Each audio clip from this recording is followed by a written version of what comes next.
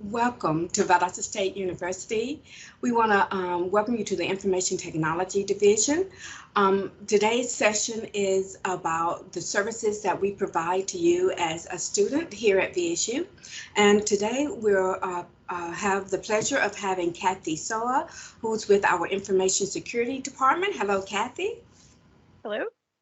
Benjamin Lee, who is the Deputy Chief of our Technology Services Support Services. Hi, Ben. Hi, Sheila.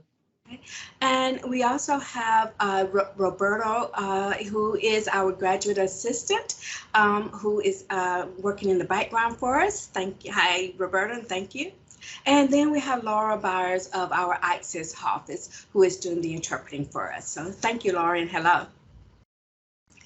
So without further ado, we want to get started and try to answer some of your most important questions that you might have about the technology available to you here at VSU. So with that, I'm going to start off with Ben. Ben, do you mind telling us about that, all students at VSU are granted a VSU account, an online account. Can you tell us a little bit about what Access that grants them? Yes. The MyVSU account is a centralized hub for logging into all the services that you'll use as a student, whether it is your VSU email account, your online courses through Blazevue. But in addition to that, it comes with access to a number of other systems that you'll use day to day, such as the banner registration system. This is the same credentials you'll use to log into campus computers, as well as into our wireless network. Very good, very good.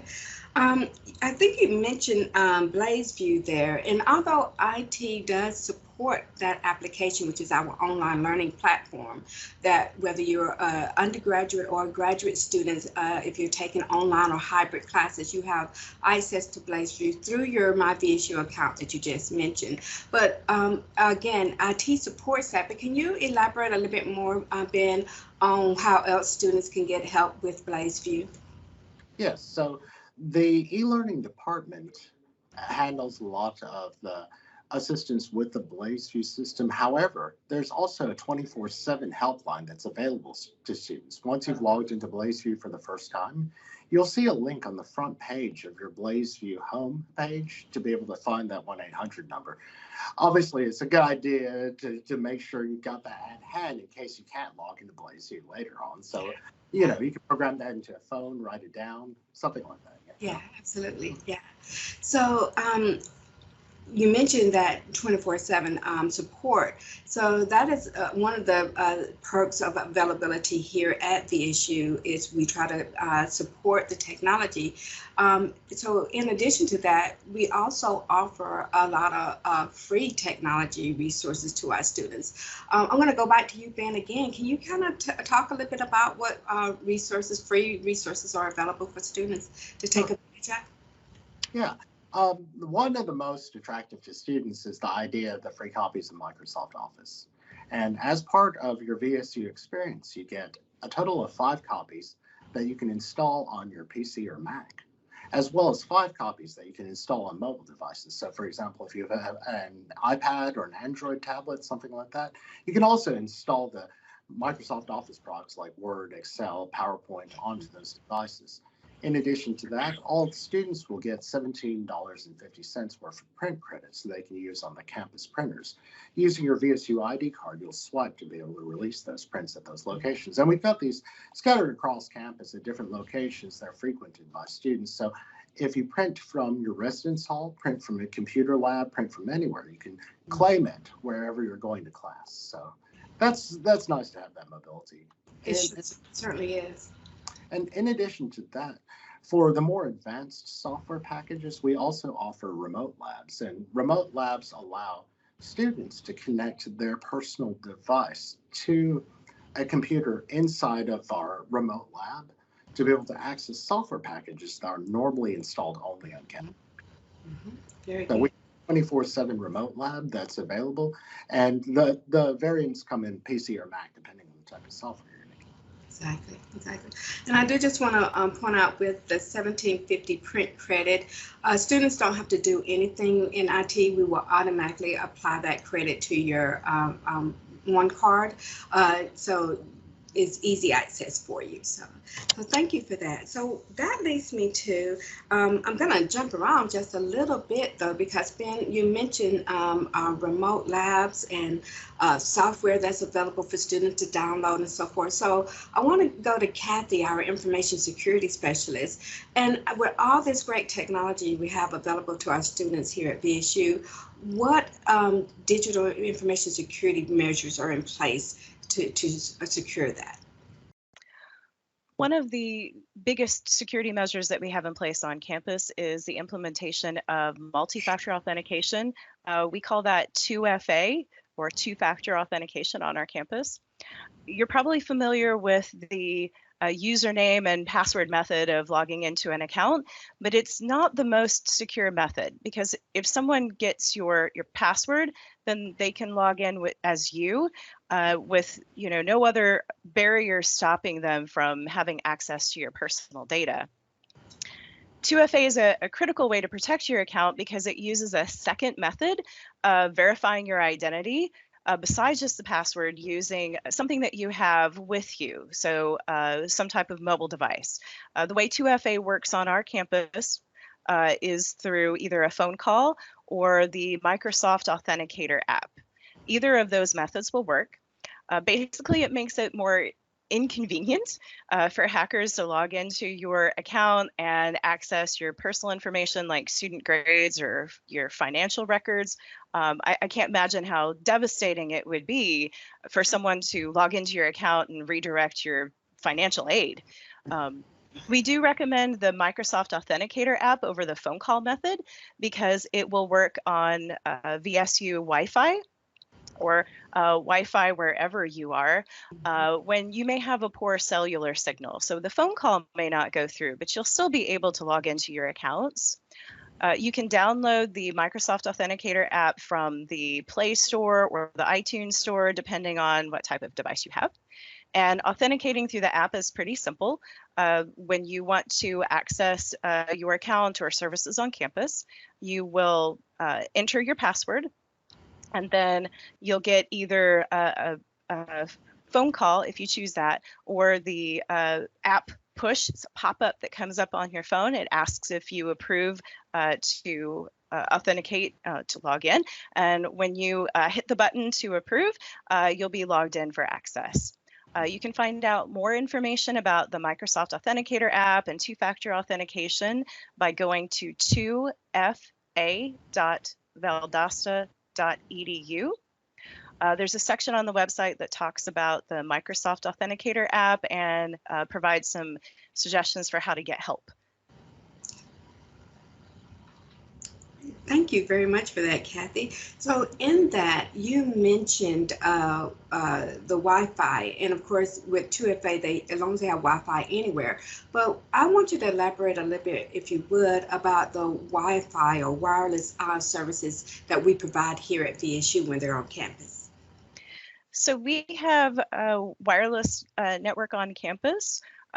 Generally, our wireless network is our bring your own device network. So for those of you who have, gaming consoles and mobile devices, computers that you use, that's what you'll connect to. Our Wi-Fi network accepts connections from 802.11ac or 802.11ax. And I know those are technical terms, so I'll break it down a little bit for what we're talking about here. Wi-Fi has different technical standards. Those standards generally relate to the speed and the security settings available for the devices that can connect using that standard. 802.11ac works on our network, but it's an older standard. The newest standard is 802.11ax. It's also known as Wi-Fi 6. Mm-hmm. And it has additional security protections, means your data is better protected, and it's more difficult for attackers to steal your information. If you happen to be purchasing devices now, you might want to look for the Wi-Fi 6 notification on the box or 802.11ax, and that will tell you that you're using the latest Wi-Fi standard. Okay, great. So with that, I'm going to open this up to either one of you, Kathy or Ben, to answer. You mentioned, having the latest is the AX Wi-Fi 6, and to consider that when you're purchasing a new device. Would either of you elaborate on your recommendations for the type of devices or computers that students should consider purchasing when they're coming to VSU to help with their academics as well as their playtime? Yeah, I think one of the things to consider is that we are strongly recommending either a PC or a Mac computer. When you look at Chromebooks and netbooks, those particular devices aren't necessarily as full featured because they're dependent on cloud services rather than installation of software. So they may or may not run the software that you're looking for that you need for your academics. For example, some of the programs like IBM's SPSS for statistics may not run on a Chromebook. So we're strongly recommending PC or Mac. In terms of the specifications internally, the processor we're recommending an i5 processor. The minimum, very minimum we're recommending is 8 gigabytes of RAM. However, we would strongly look at pushing up to 16 because as technology continues to grow and evolve, the amount of RAM that's going to be needed is going to increase. So to be able to future-proof yourself for the 4 years that you're in a program or the 2 years you're in a graduate program, right? Then you want to think ahead when it comes to that. In terms of storage, we're looking at a 250 gigabyte, either solid state drive or hard drive. Solid state is going to be a little faster for you. And likewise, we have a number of cloud storage services like the OneDrive that allows students to upload files for future storage in the cloud and for retrieval and for backups. So if you feel like that your program is going to use more than more than what you would expect for documents like PowerPoint, Word, etc. If you're talking about that your particular program that you're enrolling in does heavy video editing or something like that, you may want to look at going instead of with a 250 going up to 500. Kathy, did you want to add anything to that? I did, thank you. If you're considering a purchase now, different academic majors rely on different technologies and software. So before you make a purchase, you may want to speak to an advisor on campus to talk about the kinds of classes that you'll be taking and what technologies, what operating systems, what software may be most useful in your program.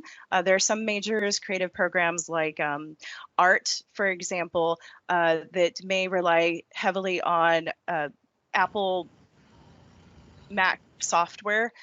So that will help you be better prepared when you come onto campus if you have an idea and perhaps some familiarity if you can choose to purchase one of those operating systems now so that you're ready when you come to campus and you know how to use the computer and the software. And I just want to add a little bit to that is that remember at the top of this conversation is that Ben mentioned about some of the free software that you get here at VSU. Oftentimes when you purchase a new computer, they may give you a trial version or encourage you to purchase, say, Office 365. You are certainly welcome to do that on your own. But I do just want to remind you that you do have access to the free version of the Office 365 suite through your My VSU account. So, you can take advantage of that and save a few dollars there, as well as what Kathy mentioned about depending on your major and depending on, your level of status at the time, when you get into those more specific classes, that you also have the opportunity to remote into our computer labs, and Ben mentioned that already. And when you do that, you'll have access to some of those specialized software that's available here that, again, might save you some dollars from having to purchase, say, Adobe products and so forth. Okay. All right. So we're almost about finished with our conversation here, but I have a few more questions for you guys. And one of them is that a really important one is how do we get help? We talked about a lot of technology today. How can students get help if they run into any tech issues? So the VSU Solutions Center is our front line for student support on campus. Their number is 229-245-4357.